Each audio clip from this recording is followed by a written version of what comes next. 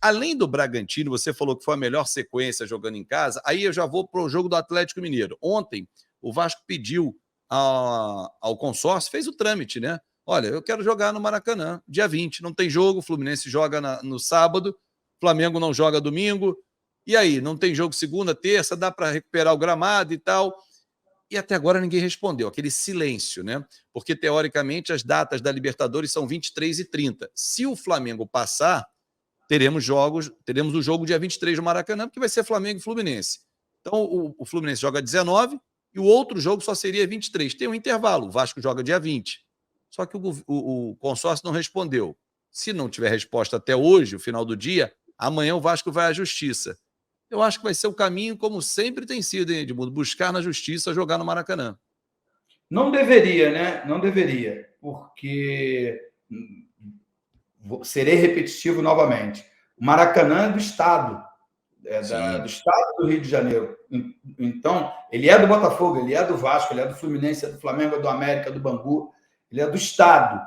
Ele está subsidiado pelo consórcio, né?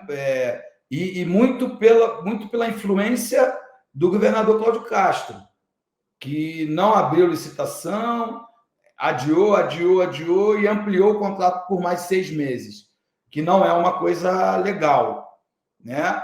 Eu acho que o Fluminense e o Flamengo têm uma preocupação com o estado do gramado, com a preservação das cadeiras e limpeza do estádio, tudo isso, ok, eu sou de acordo. Só que na época que eu jogava, o Maracanã era para todos. Eu vi em 1985, eu não jogava ainda profissional, mas já jogava, já acompanhava muito futebol. Eu vi uma final entre Bangu e Curitiba.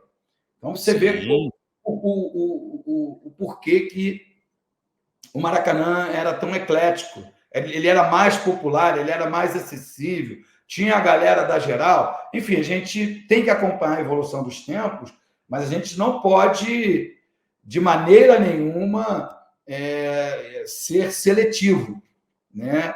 Dá mais moral para um e menos moral para outro, né?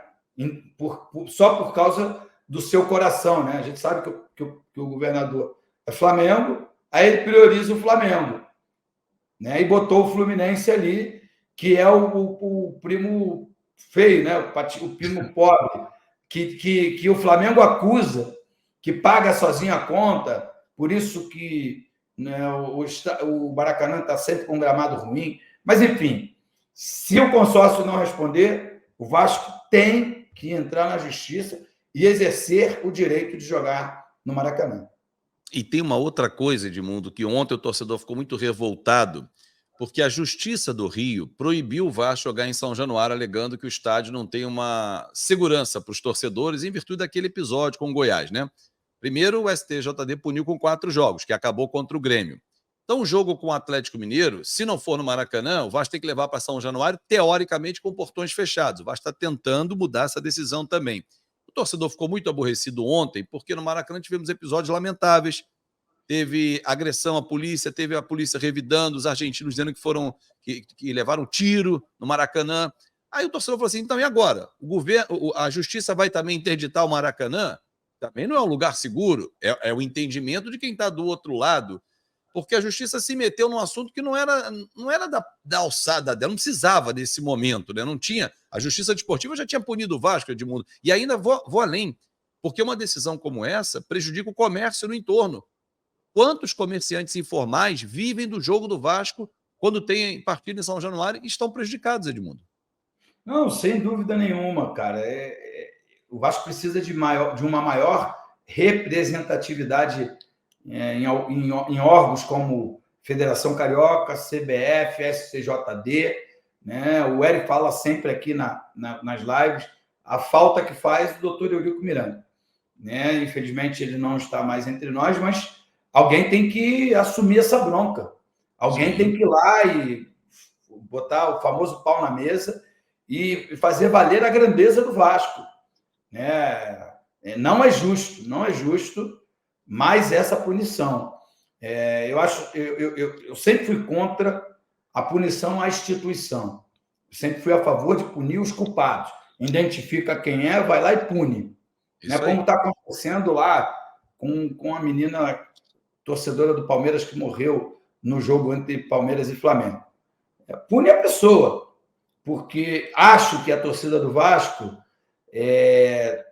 transbordou de amargura, tristeza, porque não via na figura do Maurício Barbieri, acho que isso está provado agora, né, com a chegada do Ramon Dias, não via na figura do Maurício Barbieri uma chance de recuperação e em mais uma derrota ela acabou exagerando. Mas isso estão querendo acabar com isso, mas é um crime, foi passional. Mas mesmo assim estava fácil de identificar as pessoas e punir aqueles que, com alguns jogos, aqueles que fizeram mal ao estádio, depredaram o seu próprio patrimônio. Com certeza, com certeza. Então a gente espera que o Vasco consiga essa decisão de jogar no Maracanã, mas também consiga a liberação de São Januário, porque já tem jogo na sequência do campeonato que será em São Januário. O Vasco pode jogar com o Fluminense, que aí é a 4ª rodada. Maracanã, ok, vai jogar, né, mando de campo do Vasco e tudo. Mas o jogo com o Coritiba, que é mando do Vasco na sequência, São Januário. E se não tiver liberado, como é que faz? Então o Vasco precisa efetivamente ter a liberação também do seu estádio.